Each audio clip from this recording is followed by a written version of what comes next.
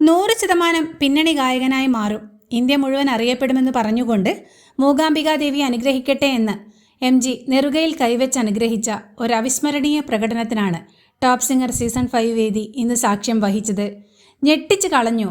All India level artist ആകുമെന്നും ഭാവിയിലെ താരമായി മാറുമെന്നുമാണ് മധു ബാലകൃഷ്ണൻ വിലയിരുത്തിയത്.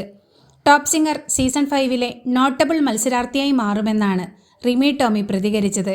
MG Sreekumar, SP Balasubrahmanyam, KS ചിത്ര എന്നീ പ്രതിഭാധനരായ 3 ഗായകർ പാടിയ തട്ടുപൊളിപ്പൻ ഗാനം ഫീമെയിൽ വേർഷൻ അടക്കം ഒറ്റയ്ക്ക് പാടി ഓൾ ഇൻ വൺ എന്ന് വിശേഷിപ്പിക്കാവുന്ന തകർപ്പൻ പ്രകടനത്തിലൂടെ വിധികർത്താക്കളെ മൊത്തം വേദിയിലെത്തിച്ചാണ് 100-ൽ 100 മാർക്കും അനുഗ്രഹാശിസുകളും സ്വന്തമാക്കിയത്.